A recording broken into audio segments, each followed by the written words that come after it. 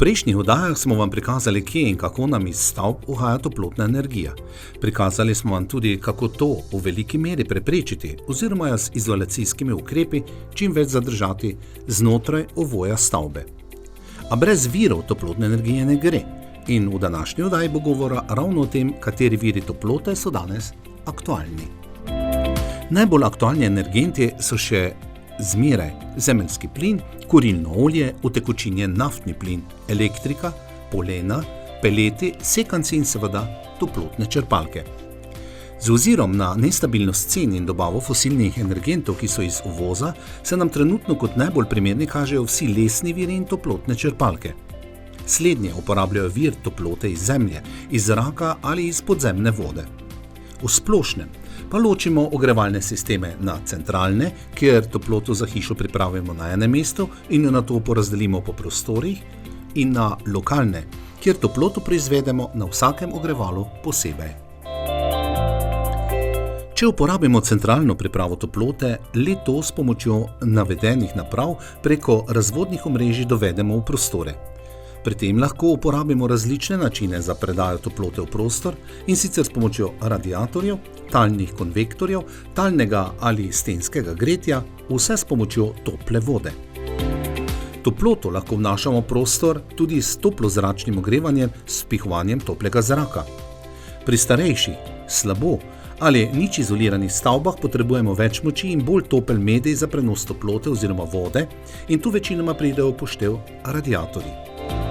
Koliko energijsko boljša je stavba, toliko nižjo temperaturo medija za prenos toplote potrebujemo in tudi manj ogreval seveda.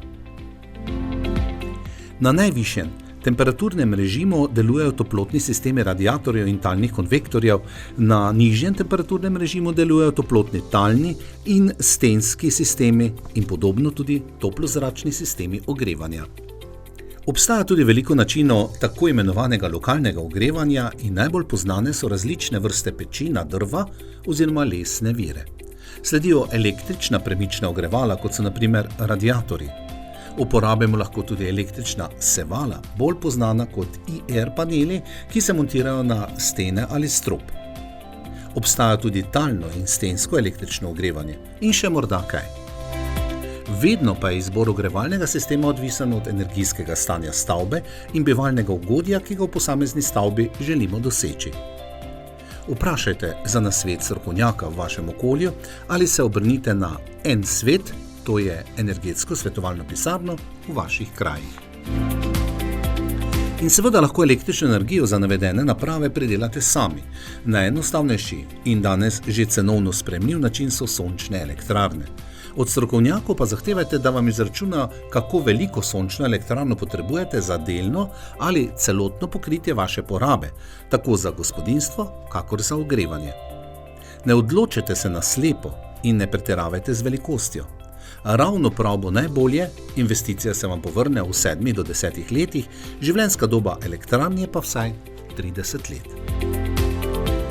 Za električno ogrevanje je trenutno najboljša kombinacija toplotna črpalka plus sončna elektrarna. Toplotne črpalke porabijo 1 kWh električne energije, da proizvedajo 3 do 6 kWh toplotne energije. Temu razmerju pravimo grelno število in ga označimo s cop in s cop. Slednje pomeni povprečno grelno število v celotni ogrevalni sezoni. Toplotna črpalka, ki jemlje toploto iz zraka in jo predaja vodi, se imenuje zrak-voda. Njeno grelno število cop je od 3,2 do 5,2. Toplotna črpalka, ki jemlje toploto iz zemlje in jo predaja vodi, se imenuje zemlja-voda. Njeno grelno število cop je od 4,4 do 4,9. Toplotna črpalka, ki jemlje toploto iz zemlje in jo predaja vodi, se imenuje voda-voda. Njeno grelno število cop je od 4,9 do 6,4. Enostavno povedano, toplotne črpalke s 1 kWh elektrike ustvarijo 3 do 6 krat toliko toplote. In tako to zgleda v večstanovanjskem bloku, kjer so vgradili toplotno črpalko voda-voda in toploto zajemajo iz stalne vode v objektu. Pa si oglejmo še enkrat, kako se prenaša toplota. Najbolj poznan način je prevodnost toplote preko snovi. To najbolj zaznamo z dotikom. Naslednji način je prenos toplote s pomočjo toplega zraka. Temu pravimo konvekcija. zaznamo kot pihanje toplega zraka. Tretji način prenosa toplote je s pomočjo sevanja. To zaznamo s občutenjem na koži, kot naprimer topli sončni žarki, bližina lončene peči oziroma bližina katerega koli vira toplote. V duhu samooskrbe z lesnimi energenti, ki jih imamo v naših krajih obilo in so seveda obnovljiv vir energije, se pomudimo še nekoliko pri drvah oziroma polenih. Sveže posekan les ima vlažnost od 40 do 60%. Tak les seveda zelo težko gori in večina toplote se porabi za izparevanje vlage oziroma za sušenje lesa. Pa še peči in dimniku to nikakor ne godi. Za kurjavo je smiselno uporabljati drva, ki imajo vlažnost nižjo od 20%. Da to dosežemo, je potrebno shraniti drva pod streho in jih zračno posušiti. Pri tem vedimo, da je za lažji les potrebno vsaj 1 leto do leta in pol, za težji bolj gost les pa 2 do 3 leta. Tako posušena drva imajo do 50% večjo kurilno vrednost. Torej, boste za isti denar oziroma delo dobili pol več toplote, pa še dimnik in peč bosta ostala čista. Bel, gost dim iz dimnika je znak, da so drva preveč vlažna. Pri suhih drvah se dim skoraj ne opazi. Najbolje pa bo, če za preveritev vlažnosti polen poskrbimo kar sami.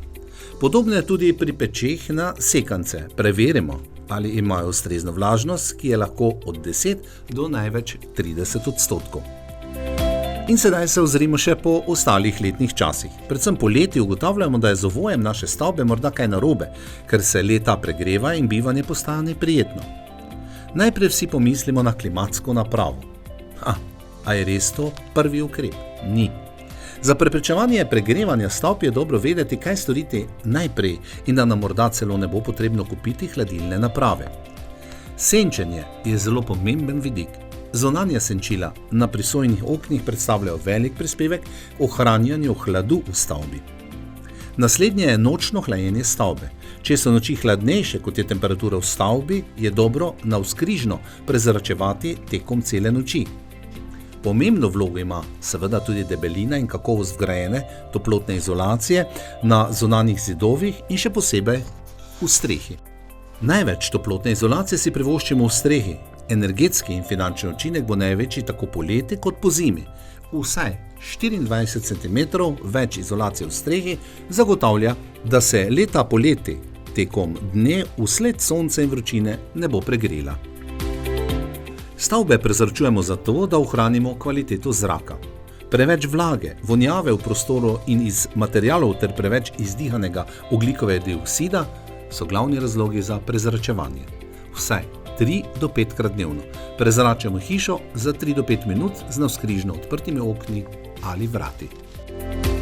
Če želimo vgraditi kontrolirano prezračevanje, lahko uporabimo centralni ali lokalni sistem. Odločitev je odvisna od večjih dejavnikov, od kvalitete stavbe in načina bivanja, zato se posvetujte strokovnjakom. V tem primeru odpiranje oken ni zaželjeno, saj s tem zmotimo delovanje naprav. Večina današnjih prezračevalnih sistemov ima tako imenovano rekuperacijo, ki vrača do 70 do 95% toplote, ki bi nam brez tega ušla iz hiše. Prezračujemo lahko torej na 3 načine: z odpiranjem oken, s centralnim sistemom prezračevanja ali pa z lokalnim sistemom prezračevanja. Zamenjava zraka je pomembna predvsem v prostorih, v kateri se dalj časa nahajamo in najdlje smo tam, kjer spimo. Če nimamo tehničnega prezračevanja, pred spanjem za 10 minut odprimo okna, med spanjem pa imamo rahlo odprta vrata.